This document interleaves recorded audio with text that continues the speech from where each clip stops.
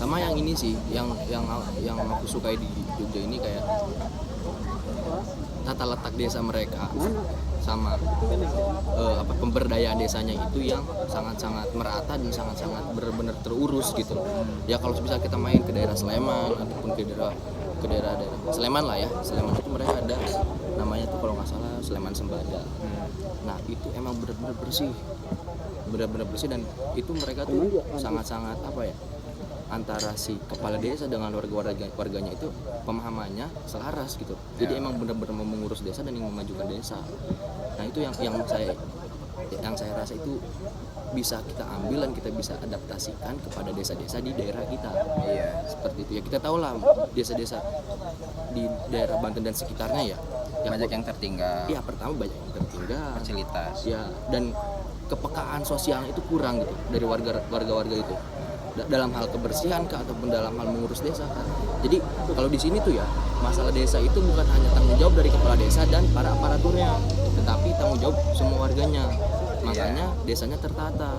Nah, kalau di daerah Banten itu ya mereka kalau ada kepala desa ya udah menitik beratkan semua itu kepada kepala desa saja. Ya sedangkan yang namanya kepala desa kan mereka juga ruang geraknya terbatas gitu. Di samping itu kan mereka juga ada keluarga dan sebagainya yang harus diperhatikan gitu kan.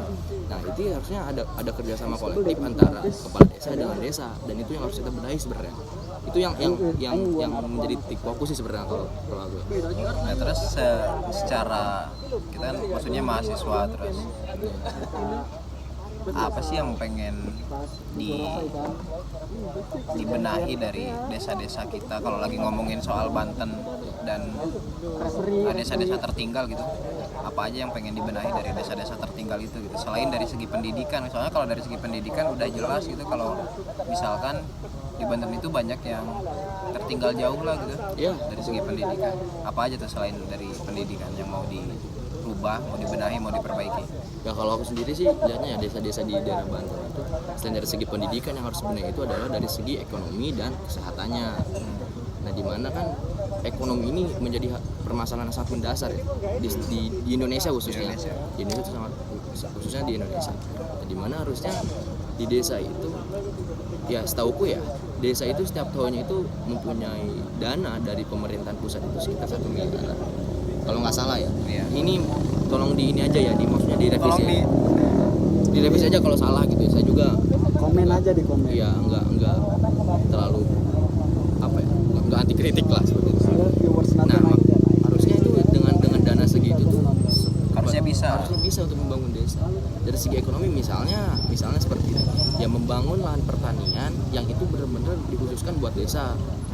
Dan di mana hasil dari pertanian tersebut bisa diberdayakan kepada warga-warga desa yang kurang mampu secara ekonomi. Itu pertama bisa dibenahi seperti itu.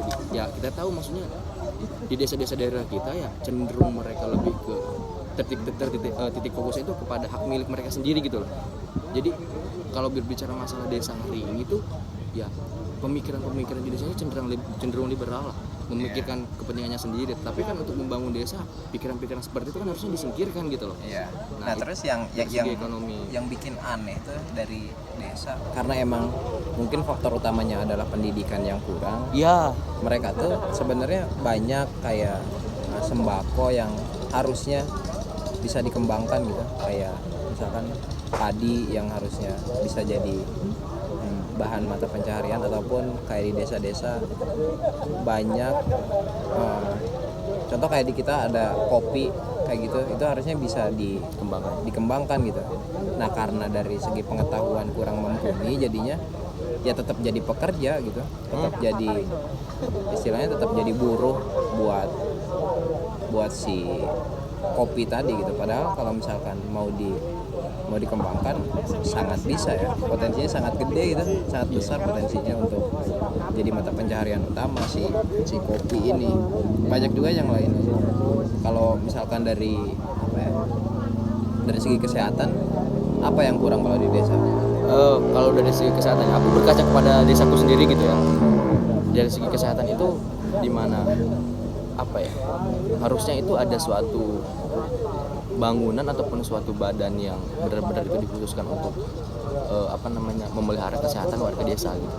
Jadi jangan hanya jangan hanya jangan hanya setiap seminggu sekali ada orang-orang dari puskesmas di kecamatan itu ke desa, jangan seperti itu, tapi lebih bagusnya adalah misalnya menempatkan 1 bidan ataupun 2 bidan di setiap desanya, seperti itu. Kalau aku sendiri itu bisa dijadikan salah satu opsi untuk memperbaiki kesehatan di setiap desa. Sama ya sebenarnya benar sih apa yang tadi disinggung, di mana hari ini warga-warga di desa itu mereka cenderung menjadi ya pekerja itu titik fokusnya kepada kesadaran warga desanya, kurangnya kesadaran. Dan ketika kita berbicara masa kesadaran, balik lagi kepada aspek pendidikan yang tadi disinggung sama Bung Opi, seperti itu. Jadi emang benar-benar bahwasanya kesadaran itu harus ditanamkan di setiap desanya, dan itu adalah tugas sekaligus pekerjaan rumah bagi kita selaku mahasiswa untuk merubah Indonesia ini dimulai dari ruang lingkup desa gitu. Soalnya ya desa emang jadi kayak akarnya seperti itu. Kalau desa maju kayaknya ya kota-kota mah tinggal ngikut aja gitu. Sedangkan kalau kota maju ya orang-orang desa mah gak bisa apa-apa selain jadi pekerja kasar. Ya kayak Banyak yang dari desa pergi ke Jakarta ya cuman jadi buruh di pabrik gitu. Nggak ada mereka yang kayak saya kalau di desa, ketika mereka misalkan datang ke pabrik atau udah kerja di pabrik dan udah ngasilin uang, kadang itu udah jadi suatu pencapaian yang bagus menurut mereka. Itu yang menurut saya ya bukan gak bersyukur ya, cuman mindsetnya harus diubah. Mindsetnya harus diubah.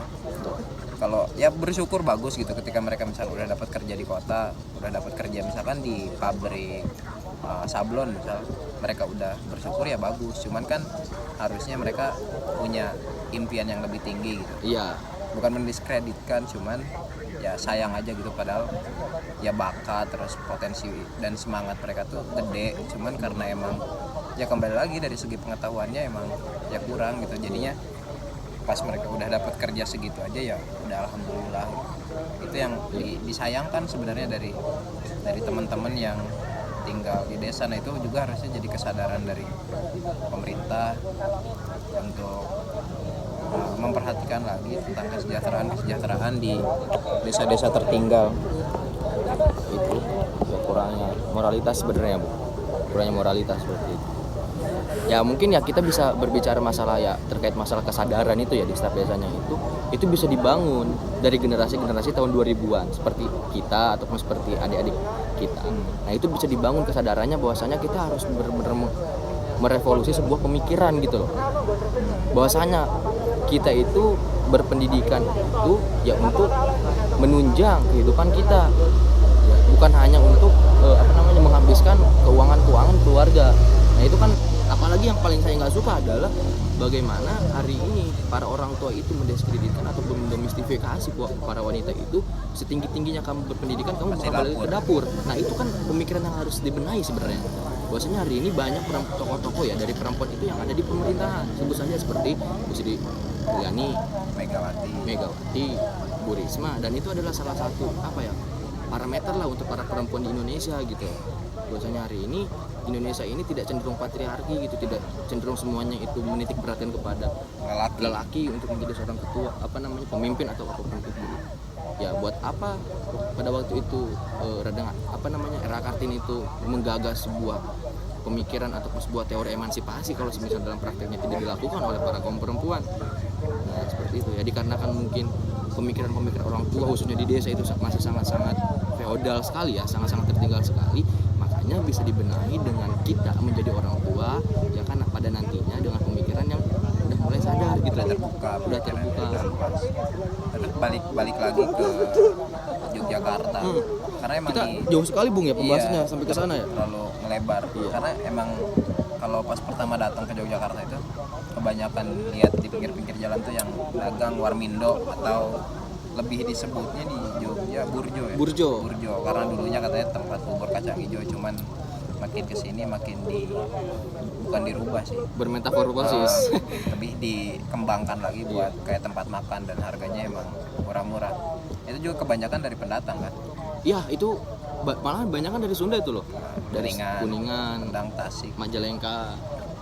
Nah, terus buat si orang-orang aslinya atau pribuminya itu sebenarnya karena banyak pendatang yang emang